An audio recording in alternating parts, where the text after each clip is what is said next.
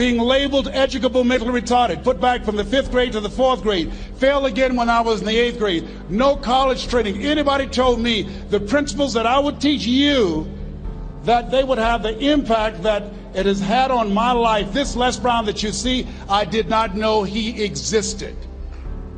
And I tell you that you have greatness within you. When I was in the 11th grade, I was a part of a special education class project. I listened to motivational tapes on a regular basis. I would go to seminars and workshops whenever Zig Ziglar and Dr. D said, develop your mind, put your money where your mouth is, continue to learn how to be an effective communicator, because once you open your mouth, you tell the world who you are. And always surround yourself with OQP, only quality people. I went to apply for a job on Miami Beach. WMBM radio station. Milton Butterball Smith was the program director. Butterball, how are you, sir? My name is Les Brown, sir. I'd like to be a disc jockey. He said, young man, you have any journalism in your background?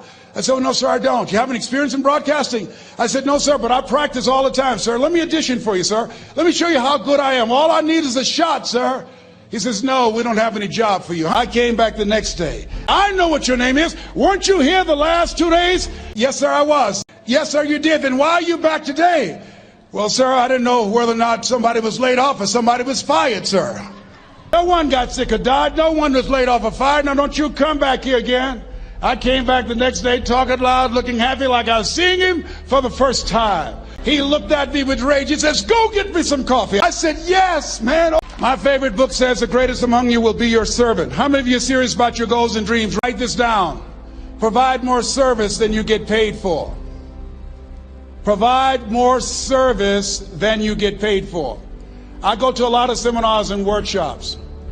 And one of the things I know about T. Harv Eckert, when I was sitting in the class with Robert Ruppel and all of the other presenters, they hold themselves to high standards and they provide more information than anybody else in the industry, bar none. They hold nothing back because their commitment is for your success. And when you hold yourself to high standards, write this down, impact drives income. You've got the power in you to do that. You've got something special. You've got comeback power. Here's the other thing. Let us say together, it's possible. It's necessary. It's me. Yes, write that down. It's me. Take ownership for your life. Nobody can live your dream for you but you. Nobody's going to take care of your business like you. Stop coming up with excuses. Don't give yourself permission to continue to live a small life. You can't fit a big dream into a small life.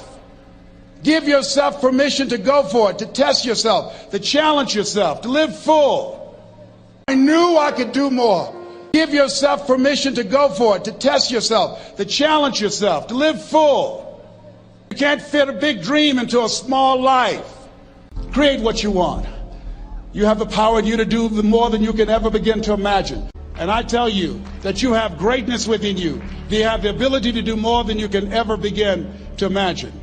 I like to leave this with you. Mine is to train speakers to become great communicators, to speak from their heart, not their heads, and teach them how to impact and create a new conversation so people can see the possibilities of life and overcome the possibility blindness that held me hostage for 14 years. Keep your head up and take that furniture back in the house. I said, yes, ma'am. And I learned something from that. If you ever go through something, hold your head up. If you ever make a mistake, hold your head up. If you ever do something that everything goes wrong, life catch you on the blind side, hold your head up. It's not over. You got to be hungry. Everybody together, you got to be hungry. What do you want to do with your life, young man? I said, sir, I want to be a disc jockey. I said, what do you mean by that? He said, people that are hungry are willing to do the things today others won't do in order to have the things tomorrow others won't have. People that are hungry will go to seminars and workshops. People that are hungry are always searching, always seeking higher ground. You got to be hungry. Shake someone's hand on your right and left all around you and say, you got to be hungry. You got to be hungry. To get those dreams out of your head and step into your greatness, you got to be hungry. To get those ideas, that talent, that gift out of your system, you got to be hungry. To get up off the canvas of life and understand what Willie Jolly meant, that a setback is a setup for a comeback, you got to be hungry.